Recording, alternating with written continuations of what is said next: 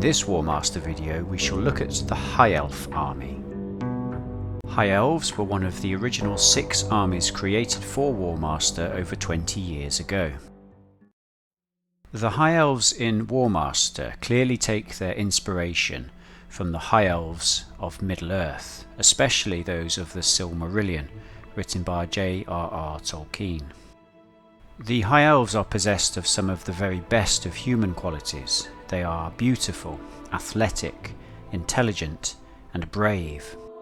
The Elves are an extremely long-lived race, and this longevity allows the High Elves to attain levels of mastery in the fields of art, music, craftsmanship, warfare, and magic far beyond that of a human. The Elves are a very magical race, and their armies will often field powerful mages. And in ages past it was the most powerful of the elven mages who created the Great Vortex, which drains the flow of magic from the world, preventing the spread of chaos.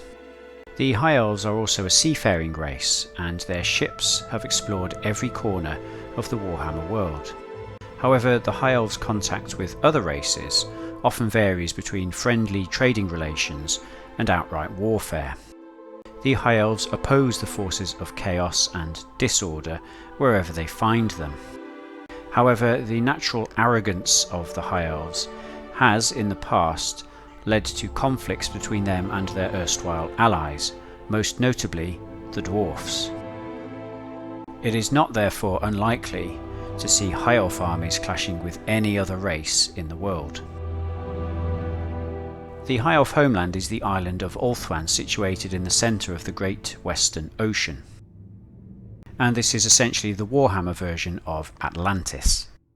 This is a peaceful land, ruled by the High Elves who can spend their days perfecting their arts. The island of Ulthuan also provides the High Elves with ample recruits for their many armies and navies. The greatest threat to the High Elf homeland comes from Naggaroth, the home of the Dark Elves, across the sea to the west. And because of this, each of the Elven kingdoms maintains a large, functional, well-disciplined army. High Elf armies are elite in nature. And on the tabletop this is represented by units of well-trained spearmen and archers, heavy cavalry, artillery, chariots, and flying troops.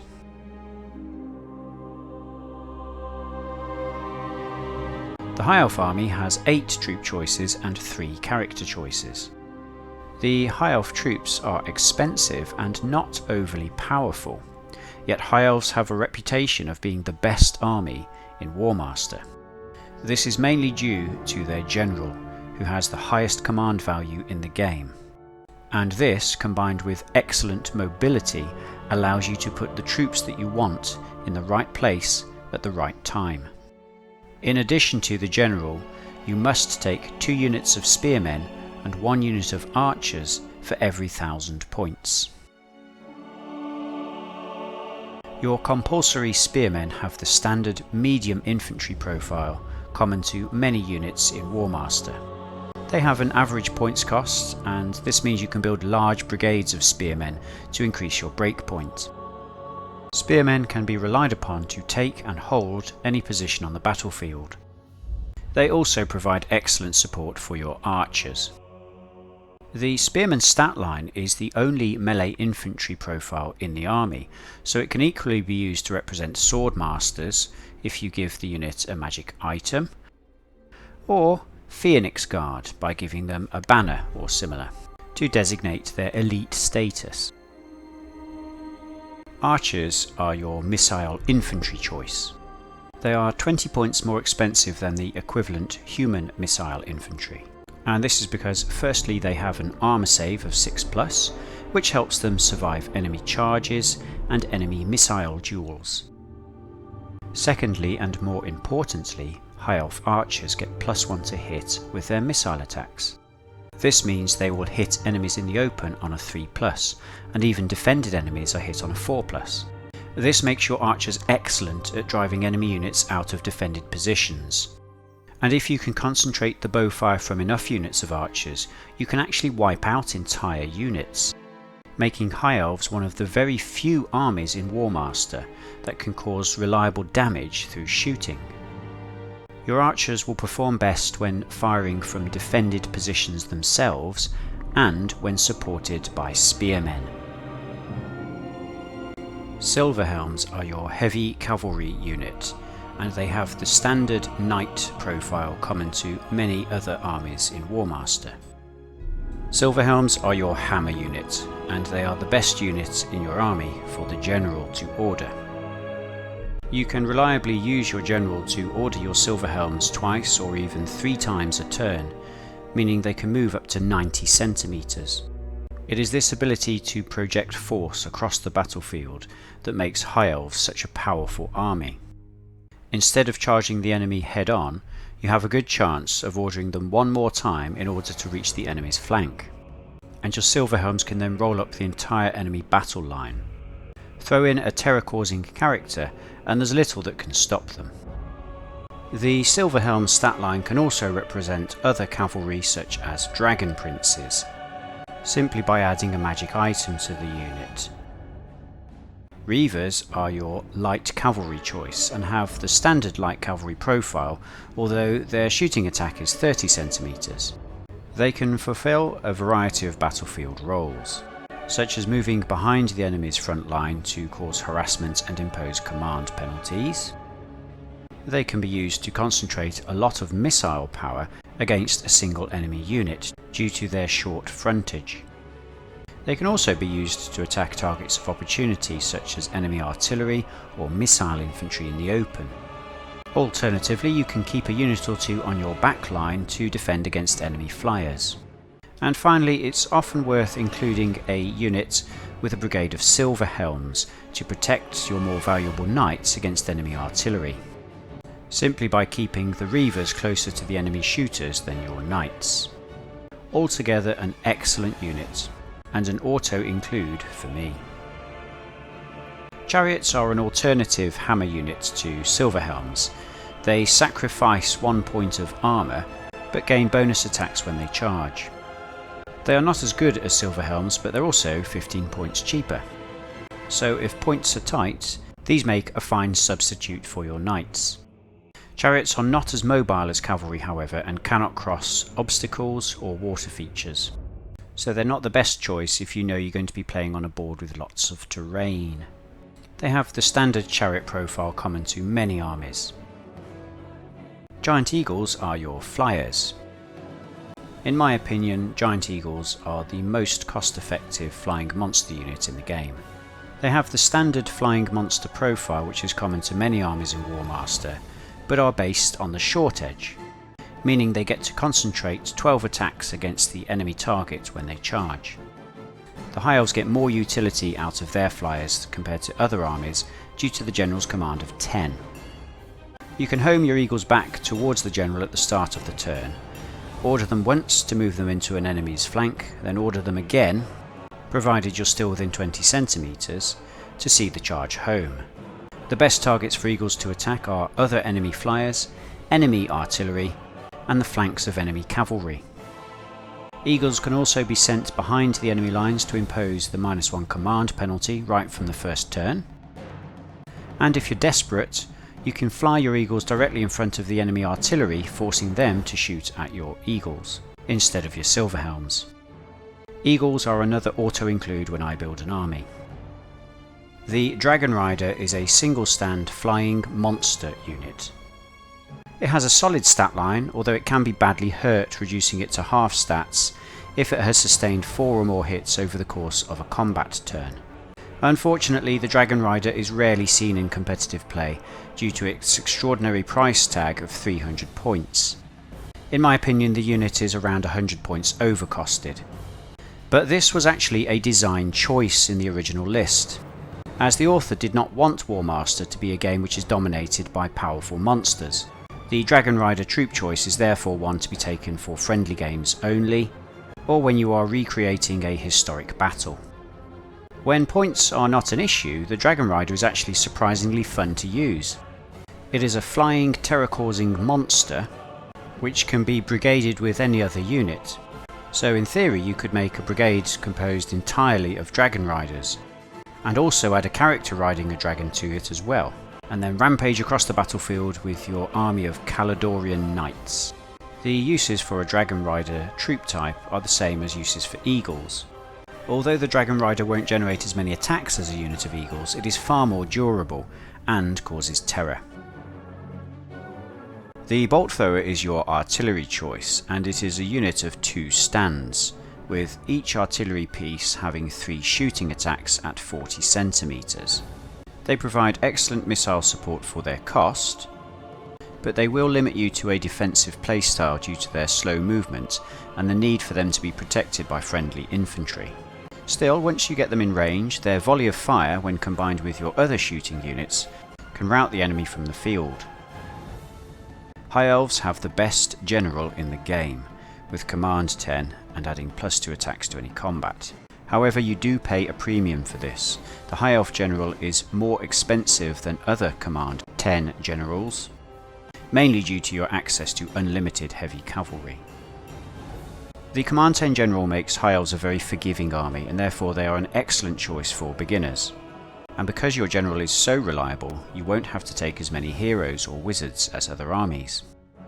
Because he is so vital for keeping your army moving, I don't recommend placing him on a mount or throwing him into combat. High Elf heroes are standard for Warmaster. They only have command 8 and add 1 attack to any combat. You won't have to rely so much on your heroes to keep the army moving due to your general's high command, and this allows you to designate 1 or more of your heroes as combat characters, to be thrown against the enemy when the Silverhelms charge. The best mount option for your heroes is a dragon. It causes terror and adds 3 attacks in combat. It is, however, very expensive at 100 points. The dragon also flies, allowing you to redeploy your heroes up to 100 centimeters. The eagle is an excellent and more economical character mount. At only 20 points, it still gives you +2 attacks and can fly, giving you a 100 centimeter move. Give the hero a magic sword and you have some excellent mobile combat punch. Finally, you have the option to mount a character in a chariot, giving +1 attack but restricting your access to terrain. A nice option when points are tight. The High Elf Wizard is your spellcasting character. They have a decent command of 8 but add no attacks in combat, and you are limited to 1 per 1000 points. High Elf Wizards have a special rule. If they fail a casting roll for any of their spells, they can re-roll the dice, provided the casting roll wasn't a 1. This means you're far more likely to get your spells off and don't have to rely upon magic items so much. Wizards have the same mount options as heroes, and some players like to put their wizards on a dragon. Taking wizards allows you access to the spell list, which is somewhat lackluster for such a magical race. Storm of Stone is potentially very powerful but is extremely situational and hard to cast. It inflicts an entirely random number of hits which the enemy can save against and will not be driven back by. However, if you're very lucky, you might be able to destroy an entire artillery brigade with this spell. Light of Battle is a bit easier to cast and affects every unit within range. But unless you've managed to commit a large part of your army into combat on the same turn, the amount of attacks that this spell generates is quite poor, as each unit or character affected only gains a single attack. In my opinion, there are far more powerful combat spells in other armies. Heaven's Fire is the easiest spell to cast in the list, and gives double shots to 1 unit of infantry or cavalry armed with missile weapons. The unit will suffer -1 to hit with the second shots, however. In effect, it allows you to cause up to 3 extra hits against a unit in the shooting phase. The final spell, Hail of Destruction, is standard to many armies of Warmaster. 30 centimeters, 5+ to cast, and inflicts 3 attacks with no armor saves allowed. The one good thing about the High Elf spell list is that it has 3 separate damage dealing spells, and this means you can target the same enemy unit with all 3 in the same turn.